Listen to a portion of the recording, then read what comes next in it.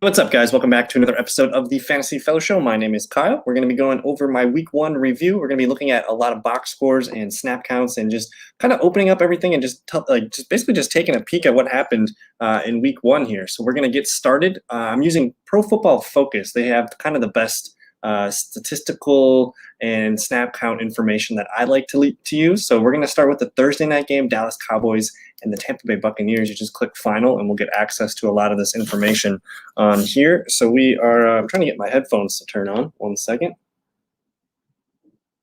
Should be good to go now. But anyways, I will be putting up tonight's Monday night. We got a good game, Baltimore and Las Vegas. I'm going to be putting up my waiver wire report tomorrow. You can check that out. I kind of have something started on this. I'm going to make a separate live stream tomorrow night, but feel free to check it out on thefantasyfellowship.com. But what we're doing here, Tampa Bay, Dallas Cowboys, what a Thursday night opener here. Just taking a peek at the box score real quick. I mean, Dak Prescott threw the ball 42 of 58 times, 403 yards, 3 touchdowns, 1 interception. He also ran 4 times for 13 yards. It was a fantastic week one for Dak. They still lost, but man, for fantasy, we don't care if the team wins or loses. We just want points, and Dak Prescott did that. Ezekiel Elliott and Tony Pollard, these were the two guys that were kind of left out of the box score. They did try to run it 11 times for 33 yards. With Zeke, he only had 2 targets, 2 catches, 6 yards. So this was a very disappointing game from Zeke. Tony Pollard did look good on some of his touches, 3 for 14 on the ground, caught 4 of his targets, 29 yards. So it looks like they're trying to use Tony Pollard a little bit more this year, but I'm still not too concerned from what I heard. Dak Prescott checked out of 12 out of 28 run calls in this game. So there should be a lot more on the bone here for Ezekiel Elliott, maybe starting next week. The receivers, these guys were the highlight of the night for Dallas. You saw 16 targets for Cooper, 15 for Lamb, 6 for Dalton Schultz, 7 for Michael Gallup, 3 for Cedric Wilson, and 4 for Blake Jarwin. So again, 58 pass attempts, you're going to see a lot of numbers. I don't think Dak Prescott's going to throw the ball 48 times per game, but somewhere in the 40s might make sense. But Amari Cooper, congrats if you got Amari Cooper in the 4th or the 3rd round, wherever he fell to you. He caught 13 of his 16 targets, 139 yards, and 2 touchdowns. CeeDee Lamb, 15 total targets, 7 for 104 and a touchdown. He did have a couple drops, but it's good to see him with the target boost. They're also moving CeeDee Lamb inside in the slot and outside as a typical X receiver. And then Michael Gallup, he's the guy here who he started off good. I think he had 5 or 6 targets in the first half. He comes out in the 3rd quarter and gets hurt. He has a calf strain. He's going to be out 3 to 5 weeks. So this could actually boost Amari Cooper and CeeDee Lamb's floors. We might be looking at 2 top 10 wide receiver ones for Dallas. So Gallup out 3 to 5 weeks. That's going to bump up Cedric Wilson. So we'll talk about him on the waiver wire show tomorrow. And then the tight ends, 6 of 6 targets for Dalton Schultz for 45 yards. So that's 10.5 points in a PPR league. So I'm going to put him on the waiver wire list tomorrow. And then even Blake Jarwin, because he caught 3 of his 4 targets for 20 yards. So he had a pretty good day himself as well. Just his first game back from a major injury. It was good to see him, just getting routine play time with the Dallas starters. And then just looking at the snap counts real quick, Amari Cooper led the receivers 88% of the snaps. Ezekiel Elliott, as bad as the game this was for him, he was on the field for 70 snaps. That's 83%. That's a really, really good number. He was used. His best attribute in that game was his pass blocking. He stayed in a lot and chipped in and helped the Tampa Bay pass rush stay at bay. CeeDee Lamb was the 2nd most used receiver, 61 snaps, 73%. Gallup, even though he did get hurt in this one, the usage was extremely good for him. He did play 50 snaps, 60%, and CeeDee Lamb only had 11 more snaps than Michael Gallup, and Gallup missed basically the entire second half. So when Gallup comes back, he's going to be worth a potential starting spot. So if anyone cuts Michael Gallup, I think he's a guy that you could probably he's probably worth a pickup and a hold, especially if you have an IR spot. So I like Gallup, but again, the next man up is going to be Cedric Wilson. In terms of the tight ends, you see Dalton Schultz, 57 snaps to Blake Jarwin's 48, so kind of 50-50. But again, with Michael Gallup out, we might see more usage out of the tight ends, which just means I really like Dalton Schultz and then maybe Blake Jarwin, but my pecking order is Schultz and then Jarwin for now until we get more information. On the Tampa Bay side, Chris Godwin was the winner of the night. First of all, Tom Brady, 32 of 50, almost 380 yards and 4 touchdowns, 2 interceptions. But Godwin leads the way with 14 targets, 9 catches, 105 yards, and a touchdown. Antonio Brown was the other winner of the night. 7 targets, 5 receptions, 121 yards, and a touchdown. Mike Evans did not play as good. He only had 6 targets in this one, 3 for 24. This was obviously not a great game for Mike Evans, but this is kind of how it's going to be in Tampa. They have 3 really good receivers. Not all 3 receivers receivers are going to hit in the same game. So this could be a little bit murky of a situation, but I think it's clear Chris Godwin is the #1 target in this offense. And then I can see Antonio Brown and Mike Evans kind of trading off big weeks. Rob Gronkowski was the other surprise of this one. If you waited on tight end, you got rewarded for having a Rob Gronkowski on your team. 8 targets, 8 catches, 90 yards, and 2 touchdowns. Now, he's still going to be boom bust most weeks, but I think the ceiling, he was the #1 scoring tight end this week. I think you got to leave him in your lineup until he burns us enough times where we say never mind. And then the running game, Leonard Fournette, Ronald Jones. It was kind of non-existent. Leonard Fournette 9 for 32, Ronald Jones 4 for 14. Leonard Fournette he gave up an interception, a ball bounced off his hands, and right before that, Ronald Jones gave up a fumble. So it was 2 really bad back-to-back plays by the running backs. After Jones fumbled, Leonard Fournette came in and he was the main back. And he caught 5 of his 7 targets for 27 yards. He did end up with a double-digit PPR day. So Leonard Fournette looks like the Tampa Bay back to own. And then Giovanni Bernard was just kind of a third down afterthought, only 2 catches on 3 targets for 12 yards. So the main takeaways, Tom Brady, really good still. He's the top 5 quarterback option every week. I think you got to get Godwin and Antonio Brown in your lineups, and then Mike Evans. You got to stick with Mike Evans. Let's go one more week with Mike Evans and see what happens, and then Rob Gronkowski. So there's a lot of starters here. Leonard Fournette's just a low-end RB2 for PPR purposes, and we'll see what happens with Ronald Jones and then Gio Bernard down here. On Dallas' side, Dak, Ezekiel Elliott, I'm still starting both those guys. Lamb, Cooper are must-starts in your lineup. And then Dalton Schultz, maybe a low-end tight end 1 option in PPR leagues. And then Cedric Wilson, I think he's going to be a popular guy on waiver wires this week. We'll see what he does. But just don't expect like big boom numbers. He's not as good as Michael Gallup, but he could be, a high floor guy of 8 to 10 points in a PPR league. So that was a fun and a fantastic way to start the 2021 season. But let's move on to the Falcons and the Eagles. Falcons just failed to score a touchdown in this one. It was pretty brutal. They had a really good opening drive, but after that, it just did not click. Nothing on offense worked. For Jalen Hurts, though, the Eagles, he went 27 of 35, 264, and 3 touchdowns. He was only sacked once. 126.4 rating, 7 carries, 62 yards on the ground. He did fumble, but it wasn't. It was recovered by Philly. Jalen Hurts is a top 5 option every week at this point. I know it's Atlanta's defense, so we'll see what happens next week when they get a little bit stiffer competition from San Francisco, I think they play. But anyways, Jalen Hurts, top 5, top 10 quarterback likely in his cards as long as he's healthy. The running game, Miles Sanders, 15 of 74. He also caught 4 of his 5 targets for 39 yards. So this was a really nice floor game for Sanders. He didn't score a touchdown, but you liked the usage there. That's 4 catches and 39 yards. That's almost 8 points right there from fantasy. And then you factor in the 74 yards on the ground. Really good numbers. He looks like he's going to be a solid RB2 this season. But Kenneth Gainwell was kind of a thorn in the side. He did get 9 rushing attempts, 37 yards, and he actually got the rushing touchdown later in the game.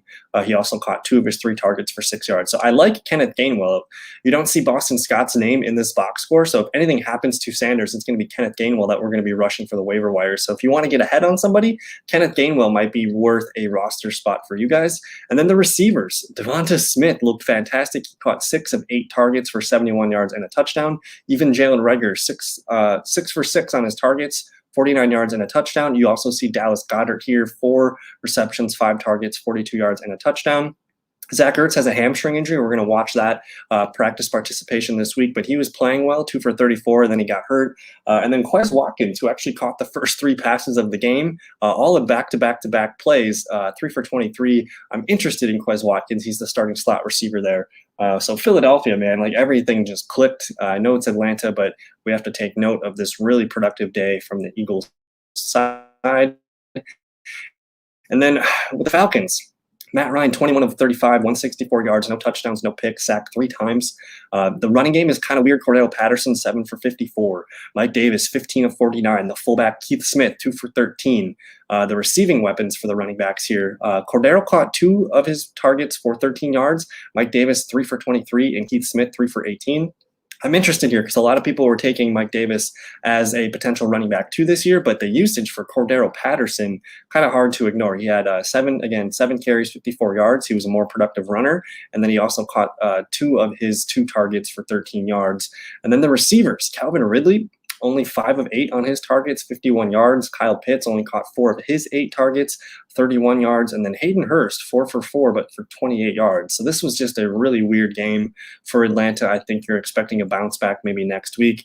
I can't remember who the Falcons play in week 2. I'm going to pull that up. Let's go to ESPN real quick. I'm going to pull up that schedule. I want to say, I thought it was another NFC South team, but I can't remember quite.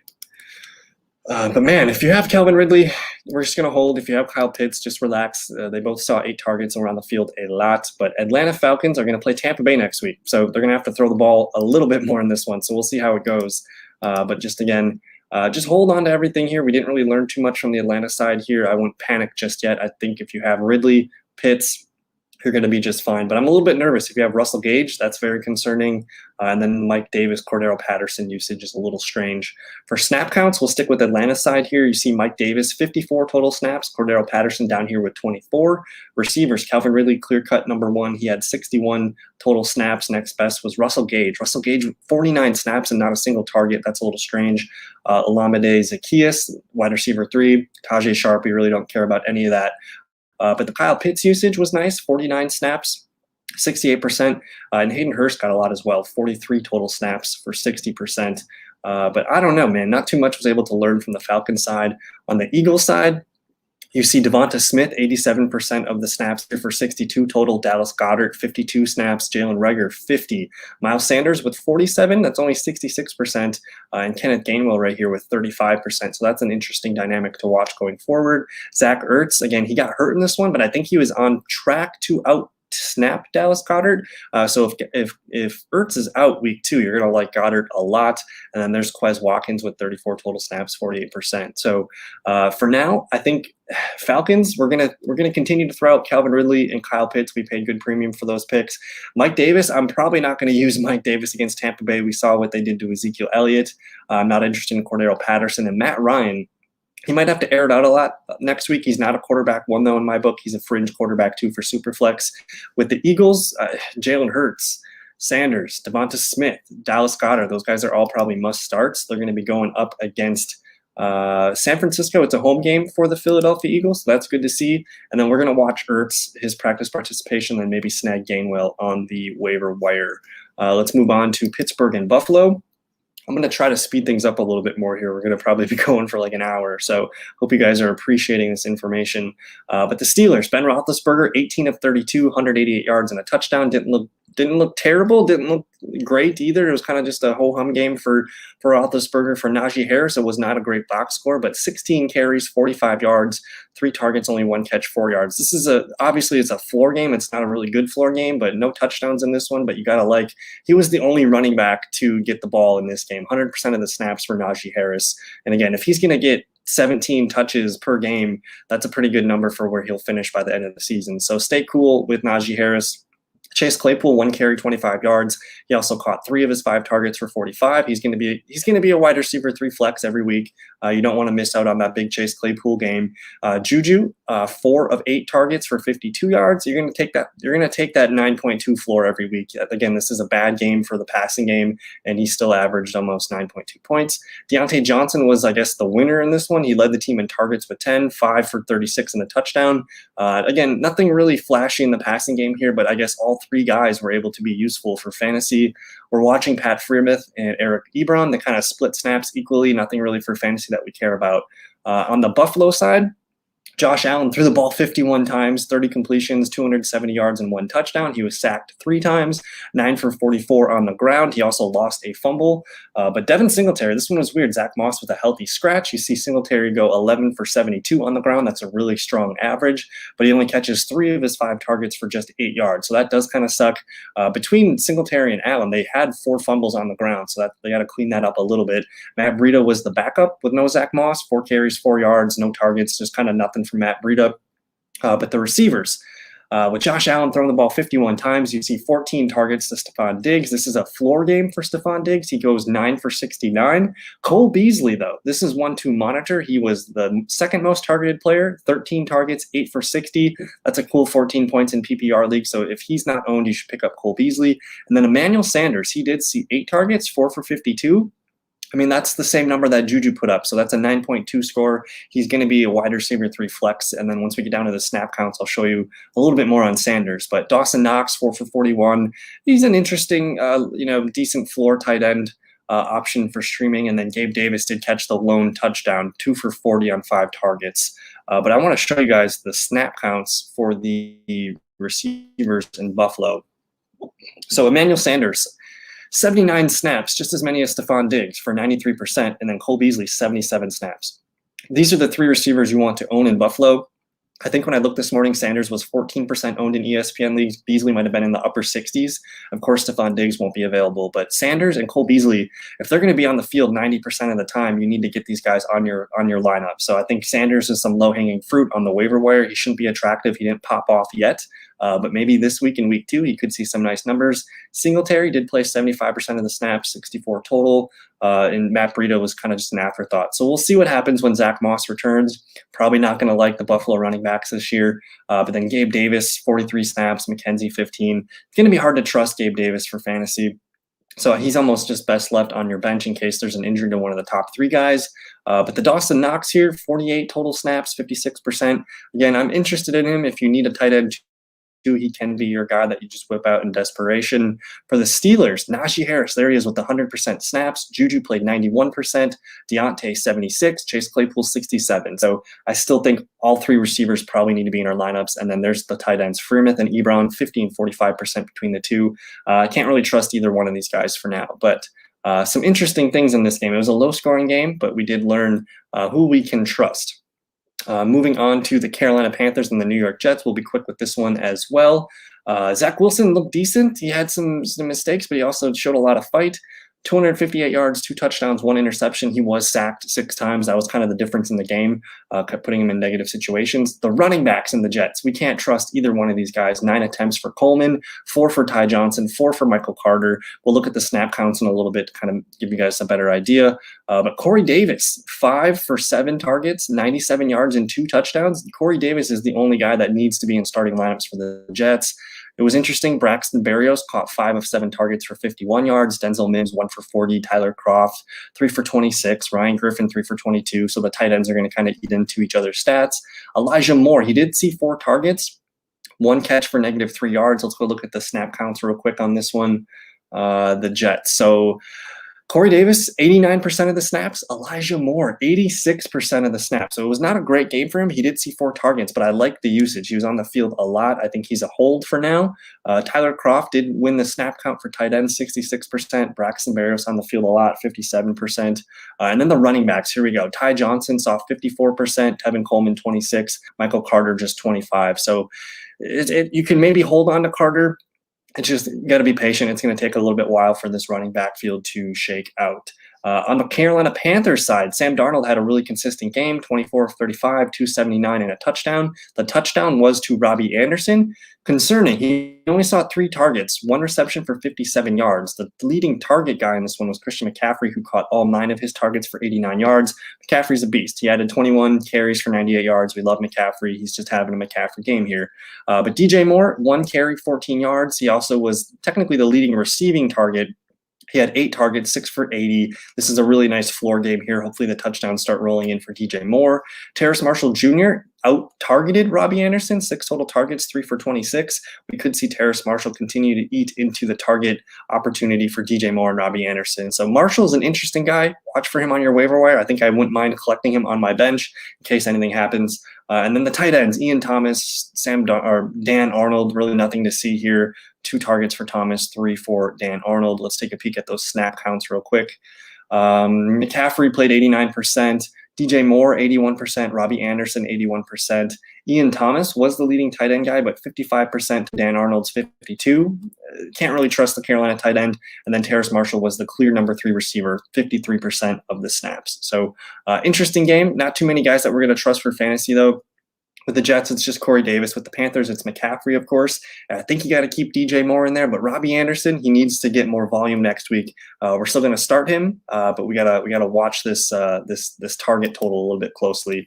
the Cincinnati Bengals and the Minnesota Vikings. This was a fun game that went into overtime. We'll start with the Vikings side of things. Kirk Cousins aired it out, 36 for 49, 351 yards and 2 touchdowns. He was sacked 3 times.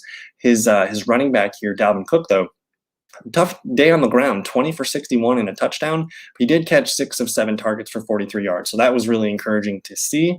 Justin Jefferson, we thought we'd see a bigger game. He did have 9 targets, 5 for 71, which is a good day. He also threw an 11-yard pass. So this was a floor game for Justin Jefferson. It was like 12-something points in PPR leagues. The winner of today, though, was Adam Thielen, 9 for 10 on his targets, 92 yards and 2 touchdowns. And the other guy to keep an eye on here is KJ Osborne, who was the number 3 wide receiver. He caught 7 of 9 targets for 76 yards. And then the starting tight end is Tyler Conklin, who went 4 for 4 with 41 yards. So for the Vikings, Kirk Cousins belongs as a potential fringe quarterback 1 right now, I think. You're starting Dalvin Cook, you're starting Thielen, you're starting Jefferson. But keep an eye on this Osborne and Tyler Conklin on the waiver wires. We'll talk more about those guys tomorrow night. For the Bengals, it's super easy. Joe Mixon is a stud, 29 carries, 127 yards, 1 touchdown, caught all 4 of his targets for 23 yards. Just a perfect game from Joe Mixon. You were rewarded if you took him in the second round. Love Mixon. Joe Burrow, 20 of 27, 261 and 2 touchdowns. He was sacked 5 times. We need to get this is a good game for Burrow. They kept him comfortable. He did get sacked 5 times, but they didn't make him, throw the ball 40-plus times in his first game back. And he was very, very efficient. Now, his targets, leading target guy was Jamar Chase, who caught 5 of 7 for 101 and the big touchdown, of course. T. Higgins was the next leading target, 5 total targets, 4 for 58 in the other touchdown. C.J. Uzomah, 2 targets, 2 catches, 35 yards. Tyler Boyd was the dud of the day, 3 for 32 on only 4 targets. So that's a little concerning from Tyler Boyd. For pecking order, it's Jamar Chase, T. Higgins really close to each other, and then probably Tyler Boyd's the low-hanging fruit at the end right now. You're starting Mixon. Joe Burrow, who did the Bengals play next week? The Bengals play Chicago. We saw the play action get to the Chicago Bears on Sunday Night Football, so maybe we enjoy the T. Higgins and the Jamar Chase in this one again. Hopefully Tyler Boyd gets more targets. And then Mixon, I'm going to expect him to get a ton of volume. Let's go check out the snap counts real quick in this one. For the Vikings, Thielen, 94%, Justin Jefferson, 92%, KJ Osborne, here we go, 81%, 67 snaps. He is the clear number 3 wide receiver. He's worth a look because we know the tight end production is a little small. Dalvin Cook, 71% of the snaps. Tyler Conklin, though, 71%. Chris Herndon, only 12 snaps. So I like Tyler Conklin as a low-end tight end 1 streamer. And then that's about it for the Vikings side. The Bengals, you see Jamar Chase dominate the receiver snaps, 90%. Joe Mixon, 78%. Uzomah, the leading tight end for the Bengals, 74%. And then there's T. Higgins, Tyler Boyd, both at 74%. So I hope that helps. Let's move on to Seattle and Indianapolis. Tough game for Indianapolis defense. Russell Wilson was very, very efficient. We see Russell Wilson go 18 of 23, 254 and 4 TDs. He also added 5 carries for 9 yards. Chris Carson was perfect, 16 for 91. 3 catches on 3 targets for 26 yards. He did lose a fumble. He didn't score a touchdown, but this is kind of a floor game for Chris Carson. He's going to get the ball a ton. It looks like if you took him in the 3rd or the 4th round, you're going to get a safe RB2. Dwayne Eskridge got some carries. Rashad Penny got some carries. DJ Dallas was the 3rd back. But the receivers, Tyler Lockett, only 5 targets, but 4 for 100 and 2 touchdowns. Of course, the big 69-yard touchdown there was probably the play of the game. DK Metcalf goes 4 for 60 and a touchdown on his 5 targets. Will Dissly, 3 for 37 on his 3 targets. And then Gerald Everett, 2 for 20 and a touchdown on his 2 targets. So just insane efficiency from the Seattle Seahawks side.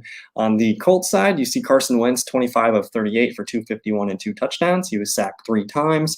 He did lose a fumble as well. Jonathan Taylor, though, looked really, really good. 17 of 56. That's not that great. But the receiving, 6 catches for 60 yards on 7 targets. If he continues to get that target volume, he's going to have a really nice fringe running back 1 floor at the most point. So Nyheim Hines, though, 9 for 34, almost half the carries of Jonathan Taylor. He also led the team in targets, 8 targets, 6 for 48. So Nyheim Hines looks like he's going to get some use in PPR leagues as a running back too.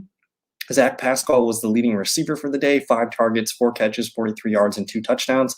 After that, it was a bunch of nothing. Pittman Jr., only 3 for 29. Mike Strawn, the rookie wide receiver, 2 for 26. Paris Campbell, 1 for 24. Jack Doyle, 3 for 21. Just a bunch of nothing. It's all about Jonathan Taylor, Nyheim Hines, and then if you feel risky with Zach Pascal, we'll see. But let's check out the snap counts real quick. On the Colts side, you see Pittman Jr., 97% of the snaps. That's good to see. Zach Pascal was 91%, Paris Campbell 61%, Jack Doyle, the leading tight end man, 59%, to Mo Alley Cox is 51%. And then there's Jonathan Taylor, 55% is kind of low. Nyheim Hines, 45%. That's going to be strong. If you're getting that numbers from Nyheim Hines, we're going to leave him in there as our running back 2 flex. The Seahawks, DK Metcalf, 93%, Lockett, 85%, Chris Carson, 78%. We're going to trust those 3 guys in your lineups every week, no problem. Gerald Everett and Will Dissly, they ran a lot of 2 tight end stuff here, 72% for Everett, 70% for Dissly. That's pretty much it as far as fantasy assets on the Seahawks side. So insane efficiency for the Seattle Seahawks. The 49ers at the Detroit Lions had some fun wrinkles in this one. You see Jimmy Garoppolo, 17 of 25 for 314 and a touchdown. He was sacked once. He also did fumble once in this game. But Trey Lance comes in, scoops up a touchdown, only 1 target or 1 attempt, 5 yards. He also ran the ball 3 times for 2 yards. We're going to watch this split a little bit more closely. They brought Lance in near the goal line, kind of like how they used Justin Fields on Chicago's side. But this one, Raheem Mostert gets to start, gets injured on the opening drive. He goes 2 for 20. Elijah Mitchell was the next man up. We got the surprise inactive notes of Trey Sermon. Elijah Mitchell comes in, goes 19 of 104 and a touchdown. Jermichael Hasty behind him as the 3, goes 1 carry, 3 yards and a touchdown. He also catches 1 for 15. So no targets for Mitchell. It's a little concerning. They only had 1 target to the running backs all day. So that number, we're going to watch that and see if it changes. But Elijah Mitchell is going to probably be the hottest name on the waiver wires this week. We're still watching for Trey Sermon, but we know Raheem Mostert, it's going to be out for almost 8 weeks. So this is looking like a huge opportunity for the rookie Elijah Mitchell, and we'll see about Trey Sermon.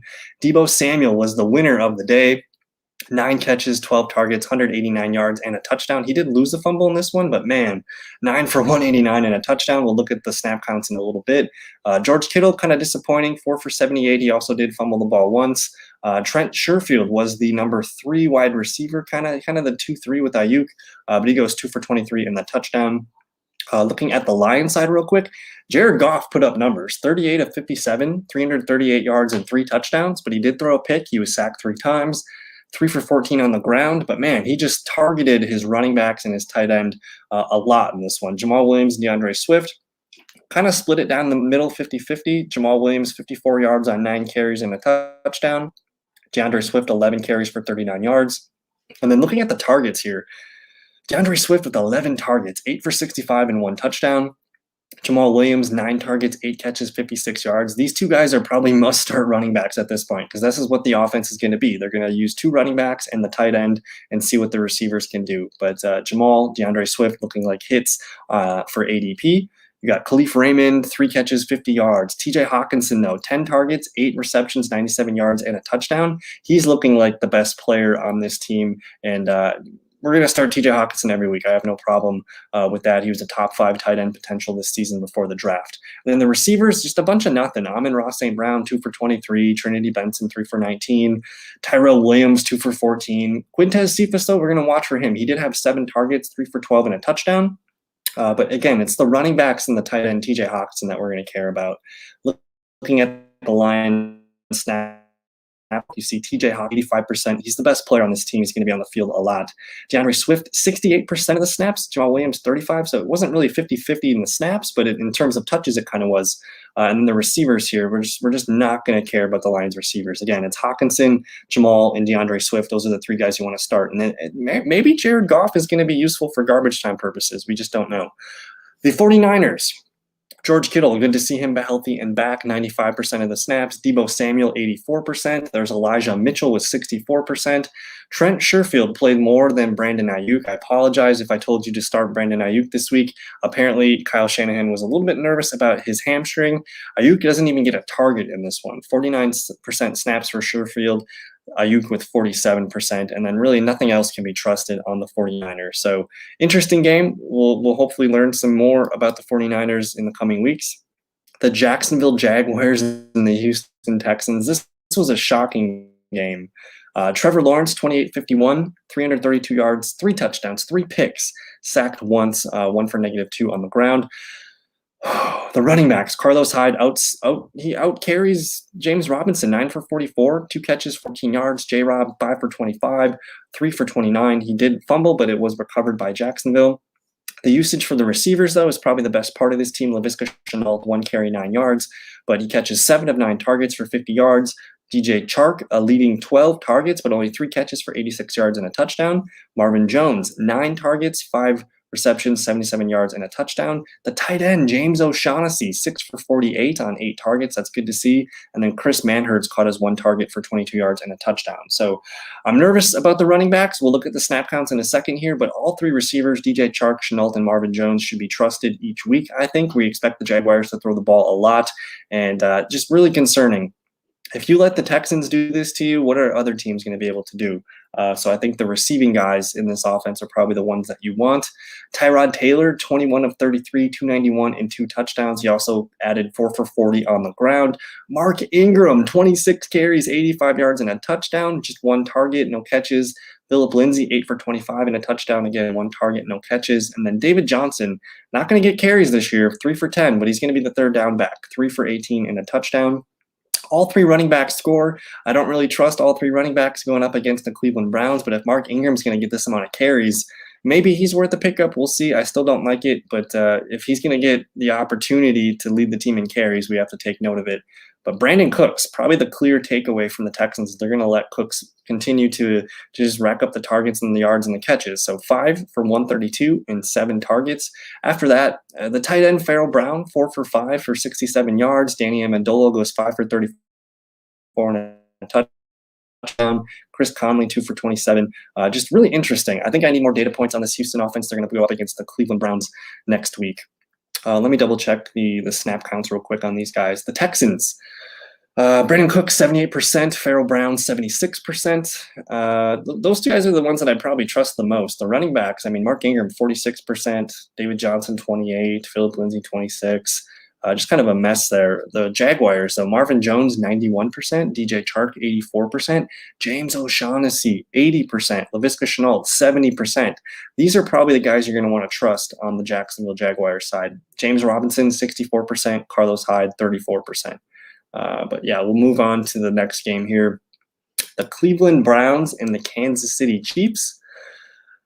This was a good game. The Chiefs came back in the 4th quarter and were able to seal the deal. Baker Mayfield goes 21 of 28, 321 yards, no touchdowns, but 1 interception, a costly one at the end of the game. Nick Chubb, though, 15 of 83 for 83 yards and 2 touchdowns. He also caught 2 of his targets for 18 yards. He did lose a fumble in this one. Kareem Hunt comes away 6 for 33 and a touchdown. He also catches 3 for 28. And then the receiving game was kind of weird. No Odell in this one. Anthony Schwartz comes in, gets a carry for 17 yards, catches 3 of his 5 targets for 69 yards. Jarvis Landry gets a rushing touchdown, 2 for 13 and the touchdown there, catches all 5 of his targets for 71 yards. Landry needs to be in your starting lineups. Like, he's proven this the last few years. He's just going to be a wide receiver 3 flex for you that you can rely on. David Njoku, 3 for 76 on 5 targets. Austin Hooper, 3 for 27. Harrison Bryant, 1 for 17. They're going to use 3 tight ends, but it looks like David Njoku, actually, we'll look at the snap counts in a bit. David Njoku might be a sleeper. And then really nothing else. Donovan Peoples-Jones, 1 for 4. The Mahomes, the Chiefs side of things. Patrick Mahomes goes 27 of 36, 337 yards, 3 touchdowns. 5 for 18 and a touchdown on the ground. So just a fantastic day from Patrick Mahomes. Clyde Edwards-Helaire, kind of the same thing as last year. 14 for 43 on the ground, 3 for 29 through the air. Tyreek Hill, just a monster game. 15 total targets, 11 catches, 197 yards, and a touchdown. Congrats if you took Tyreek Hill in your drafts this year. And then it was Travis Kelce. 6 for 7 on 76 yards and 2 touchdowns. Really nothing else can be trusted in this offense. We kind of knew this to begin. It's going to be Tyreek and Kelce having big games, maybe Clyde Edwards, and then you're going to want Patrick Mahomes. Let's look at the snap counts real quick. On the Chiefs side of things, you see Tyreek Hill get 88% of the snaps, Travis Kelce 85. Interesting to note, Demarcus Robinson was the 3rd most used receiver, not Mecole Hardman. 74% for Robinson, 69% for Hardman. Clyde Edwards-Helaire was 72%, and then after that, the numbers really fall off. So I'm going to be watching Demarcus Robinson and Mecole Hardman to see if those guys can boost their production. But again, this team is Kelsey, Hill, Mahomes, and then Clyde Edwards-Helaire just needs to get a little bit more involved. But the Browns, Jarvis Landry, 86%. Donovan Peoples-Jones, 80%. You see Austin Hooper, David Njoku, basically 38 snaps for Hoop and 35 for Njoku, and Harrison Bryant's down here at 19. So it's kind of a competition between Hooper and Njoku. We'll see what happens when Odell comes back. But Nick Chubb, only 31 snaps, 53%. Kareem Hunt, 28 snaps, 47%. So a low snap game, only 59 total snaps for this offense. But the production was there. We just need to get more passing stats from Baker. The Packers and the Saints. Whew, this was a rough game for the Packers. We'll kind of make this one quick. The New Orleans Saints were just ready for this one. The Packers were not. Aaron Rodgers, 15 of 28, 133 yards, 2 uncharacteristic interceptions. The running game didn't get going. A.J. Dillon led the way, 4 for 19. Aaron Jones, 5 for 9. 2 targets, 2 receptions for Aaron Jones for 13 yards, which is nice. Randall Cobb, only 1 for 32. Devontae Adams, 5 for 56. And that was pretty much it. It was encouraging to see Marquez Valdes-Scantling lead the team in targets, 8 total targets, 3 for 17. Rodgers was missing him on a couple deep shots. Marquez Valdes-Scantling's one to keep an eye on. And he had more targets than Devontae Adams, so I might look to add him on the waiver wire, even though it's a down week. I think it's a time to pay attention to him. Robert Tonyan, 2 for 8. Just really, if you started a Packer, you probably lost this week. So that's just the way it goes sometimes. Hopefully they rebound on Monday night against Detroit. The Saints, Jameis Winston, the really low passing volume, 14 of 28, but 148 yards and 5 touchdowns, 6 for 37 on the ground. It was just a near perfect game from Jameis Winston. Taysom Hill comes in, throws a pass, gets a couple carries. But Alvin Kamara, he got 20 rushing attempts, 83 yards, 3 catches for 4 targets, and just 8 yards and a touchdown. This is just a typical Alvin Kamara game. Tony Jones Jr., we told you guys to pick him up before the season started, 11 for 50 on the ground, catches 1 for 3. He's just the number 2. If anything happens to Kamara, you're going to see Tony Jones Jr. get some run. The receivers, Deontay Harris, 2 for 72 and a touchdown. We're not going to be able to trust that very often. We'll look at the snap counts in a sec. Jawan Johnson, the backup tight end, 3 for 21 and 2 touchdowns. Adam Troutman, 3 for 18. Marques Callaway with a dud, 1 for 14. And Chris Hogan catches the touchdown. 1 catch, 10 yards, and a touchdown. Let's look at these snap counts real quick. We can't really trust the Packers snap counts, but the Saints, they played their guys throughout. Winston, 97% of the snaps. Marques Callaway, clearly the leading receiver. He had 84%. Adam Troutman, 82%, which is good to see. We thought he might not be healthy. It looks like they're listing Jawan Johnson here as a receiver, but he's technically a tight end. Only 12 snaps for him, but he still gets 2 touchdowns. And then there's AK-41 with 73%. Deontay Harris, 44. This one's going to be simple. Kamara is the guy that you're going to whip out every week. Probably Winston as a fringe quarterback 1, quarterback 2 in Superflex. And then we're going to watch Callaway and Troutman. I don't know if we can trust them right away. We really didn't learn. We learned some good things about this offense, but we still don't know if we can trust them on a weekly basis. The Packers, I really can't even read this because Rodgers, 74%, Adams, 70%, Allen Lazard, 68%, Marquez, 63%, Aaron Jones, 49%. Just this is a weird game. They kind of benched their guys midway through the third quarter towards the fourth quarter. So frustrating game. We'll see some more from the Packers offense in the future. The Patriots and the Dolphins. This was a really, really good rock fight of a game. Tua, 16 of 27, 202 yards, 1 touchdown, 1 interception, but he adds 1 carry here for a touchdown. Myles Gaskin, 9 for 49, 5 catches, 27 yards. Malcolm Brown, 5 for 16. Salvin Ahmed, 3 for 4. Ahmed also gets some receptions, 2 for 24. The receivers in this one, Devontae Parker led the way with targets, 4 for 81, and Jalen Waddle catches the touchdown, 6 targets, 4 catches, 61 yards, and a touchdown. Mike Gesicki, a goose egg, only 2 targets in this one. We're not going to trust Durham Smythe or Albert Wilson. Mac Jones looked steady in this one, 29 of 39, 281, and a touchdown. He was sacked once. He didn't run the ball either. Damian Harris, though, 23 total carries, 100 yards. He also catches 2 for 17, but he did have the costly fumble that pretty much blew the game for the Patriots. But you love the usage there, 23 for 100, and then he gets the 2 catches. If he gets the catches consistently, that's going to lead to some good numbers for Damian Harris. So stay put with Harris. I think he's going to continue to be the starter. I wouldn't panic on him just yet with that costly fumble. James White, 4 for 12 on the ground, but 6 for 49 through the air. Kind of like the Nyheim Hines of this team. I think he's going to be useful as a running back too. Jonnu Smith gets a carry, 1 for 6. He catches 5 for 42. I like the usage. It's a low floor, 9.2 something points for PPR leagues. But other than that, Brandon Bolden, Ramondre Stevenson, we're not going to use those running backs. But Nelson Aguilar, 7 targets, 5 for 72 and a touchdown.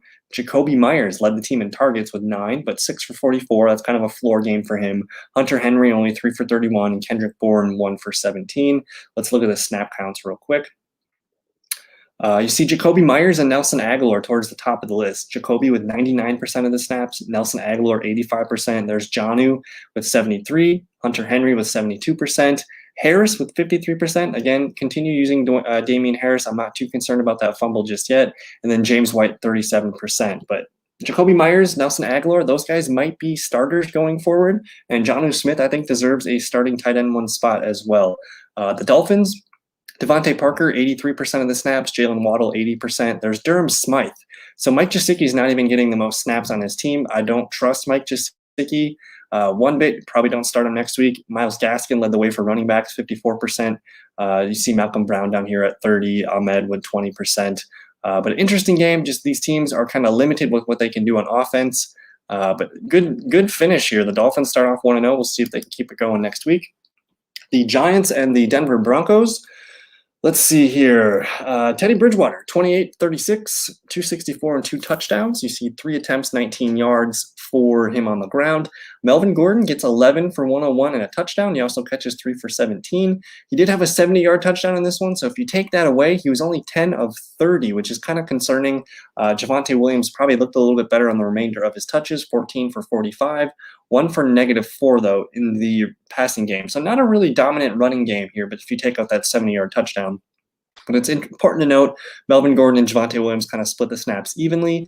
Jerry Jeudy, he was cooking before he got hurt in this one, 6 for 72 on 7 targets. He's going to be out probably 4 to 5 weeks with a high ankle sprain. Noah Fant, 6 for 62. That's a solid tight end one day for you. KJ Hamler, 3 for 41. Tim Patrick, 4 for 39 and a touchdown. Albert Okwuegbunam, 3 for 16 and a touchdown. Cortland Sutton, super disappointing though. 3 targets, 1 catch, 14 yards. With Jerry Jeudy out for the next month or so. Noah Fant, great tight end option. KJ Hamler, Tim Patrick are going to step up into starting receiver roles. I think both guys are worth a shot in the waiver wire this week. And then hopefully Cortland Sutton can get it going, because that was kind of that was disappointing. We don't know if we can trust Cortland Sutton right away. Daniel Jones, 22 of 37, 267 and a touchdown. He did lose a fumble. 6 for 27 on the ground with a touchdown added. Saquon Barkley only 10 carries, 26 yards, 1 catch, 1 yard. So pretty disappointing day from Saquon Barkley. Devonta Booker didn't really do anything behind him. 4 for 7, 1 catch, 6 yards. But the player of this game, I think, was Sterling Shepard. 7 for 113 and 1 touchdown. He had 9 targets, led the way for the Giants. Darius Slayton, 7 targets, 3 for 65. That's better than Kenny Golladay did. Kenny Golladay with only 6 targets, but he did get 4 catches, 64 yards.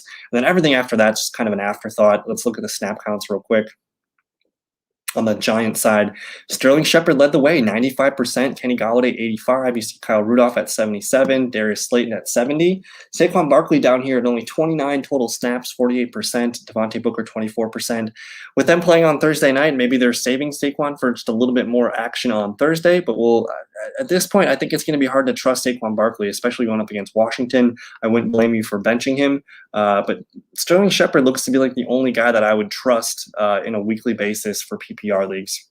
On the Broncos side, you see Cortland Sutton, 80%, Noah Fant, 77%. That's great numbers. Tim Patrick was the number 3 receiver, I guess, after Jerry Jeudy, 70% snaps here. Albert Okwuegbunam, backup tight end, 56 snaps. Javonte Williams and Melvin Gordon, 33 snaps each for 50%. There's Jerry Jeudy. KJ Hamler was kind of the number 4 receiver in this one. So it looks like Tim Patrick is going to be the guy that gets the most opportunity with Jerry Jeudy out. If that's your waiver wire priority, that would make sense to me. Let's move on here. We got 3 more games to cover, and then I got to get out of here. I got to go watch the Monday Night Football game. Train wreck city for the Titans and the Cardinals. Arizona just blew up. 21 of 32, 289 yards and 4 touchdowns for Kyler Murray. He did get picked off once, but he added 5 carries, 20 yards, and a touchdown. Chase Edmonds, 12 carries, 63 yards, 4 catches, 43 yards. He's got a really nice floor. We'll look at the snap counts in a bit. But James Conner also got involved quite a bit, 16 carries, 53 yards, just no targets. If they get near the end zone, I still think James Conner has a chance to punch one in. DeAndre Hopkins led the team in targets, he had 6 catches for 83 yards and 2 touchdowns in this one. Christian Kirk caught all 5 of his targets for 70 yards and 2 touchdowns. Rondale Moore looked really good, 4 for 68. AJ Green, probably just going to be an afterthought. So with this Cardinals offense, Kyler Murray, you're locking him in as a top 3 quarterback every week. Chase Edmonds can be a PPR running back too. He's kind of a better option than Nyheim Hines and James White. I would put him at the front runner of those PPR backs. I like Chase Edmonds a lot. James Conner, again, 53 yards on the ground. You're not going to start that as a running back too until we see some touchdowns. But I like what I see from Conner here. And then Hopkins, you're starting Hopkins. I think Christian Kirk maybe pick him up on the waiver wire, and Rondale Moore, just a quick 10.8 points in PPR leagues from Rondale Moore. I look for him to continue to grow his opportunity, get some more touches, maybe get some carries. We'll see more from Rondale Moore. Tennessee, Ryan Tannehill got sacked 6 times, 21 of 35 passing, 212 yards and a touchdown. He also threw a pick and fumbled twice. Rough day. Derrick Henry, 17 carries, only 58 yards. He did catch 3 of his 4 targets for 19 yards. We'll just kind of throw this away as just a bad game for the Titans offense. Chester Rogers led the team with 62 yards, 4 catches on 6 targets. A.J. Brown led the way in targets, though. 8 total targets, 4 for 49, and the lone touchdown. Julio Jones really struggled, 6 total targets, 3 for 29. Anthony Firkser, a guy that I was pumping him up this season, only 4 targets, 3 for 19. Can't be doing this from Ryan Tannehill here. So just a really frustrating start for Tennessee. Looking at the snap counts real quick, A.J. Brown, 81%. Julio Jones, 78%. Those are really the only 2 receivers you care about. Derrick Henry, 62%. But I'm watching this Chester Rogers, 61%. And then the tight ends, kind of surprised. Anthony Firkser, only 48% snaps to Jeff Swaim's 39%. Nothing really else to look at there. The Cardinals, DeAndre Hopkins, 88%. Max Williams, 80%, but nothing in the stat column for Max Williams. AJ Green, 80% snaps. I wonder if we're going to start seeing more Rondale Moore snaps and less AJ Green snaps. I'll be waiting for that. Christian Kirk, though, played really well, 57% of the snaps. And then here's our running back snaps. 40 total for Chase Edmonds, 34 for James Conner. We'll wait and see if Conner begins to get more involved in the offense. But super fun day if you had some of the Arizona Cardinals on your team. Let's take a peek here at the Rams and the Bears. Matt Stafford was on fire, but we're going to start on the Chicago side. Andy Dalton, 27 of 38. He was intercepted once for 206 yards and 2 carries, 13 yards. He also lost a fumble in this one. Justin Fields, 2 for 2, 10 yards. He also ran a 3-yard touchdown in. David Montgomery looked great, 16 for 108 and a touchdown. He had a long of 41. He only had 1 target in this one for 10 yards. So it's a little concerning to see his target totals and his reception numbers go down. But if his rushing numbers are going to be up, that's a good news situation. He's a low-end running back 1. I think probably looks best as a running back 2. He did leave the game for a little bit with a finger injury.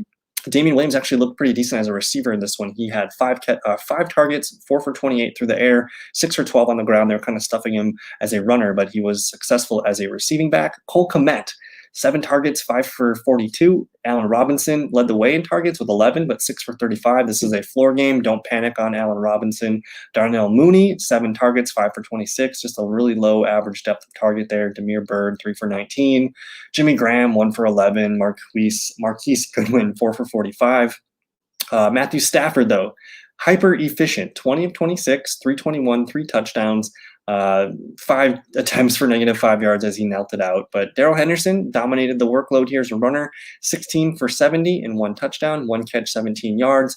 Robert Woods, kind of a low day for Robert Woods, only 4 targets, but 3 for 27, and you get the touchdown at the very end of the game. Sony Michel, 1 carry, 2 yards. He only played sparingly at the end. But Cooper Kupp, the guy on the thumbnail, if you drafted Cooper Kupp this year, you're probably going to have a really fun season. 10 targets, 7 for 108 and a touchdown. Van Jefferson started the game off hot, 2 for 80 and a touchdown. Tyler Higbee, probably going to lock Tyler Higbee into a tight end 1 every week, 5 for 68. And then Deshaun Jackson, 2 for 21.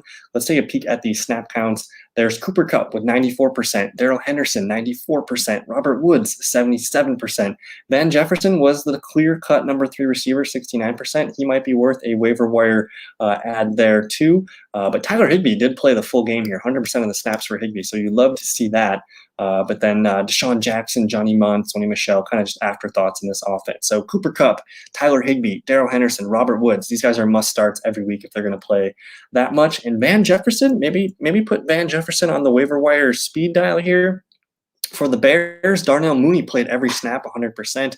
Allen Robinson did play 91%. Cole Kmet 74%. Montgomery 59%. He did come out again for that injury. And Damian Williams is right here at 43%. The thing I wanted to note, Cole Kmet 51 total snaps to Jimmy Graham's 14. Cole Kmet is the tight end 1 in Chicago. So look for him on your waiver wire if you need a tight end.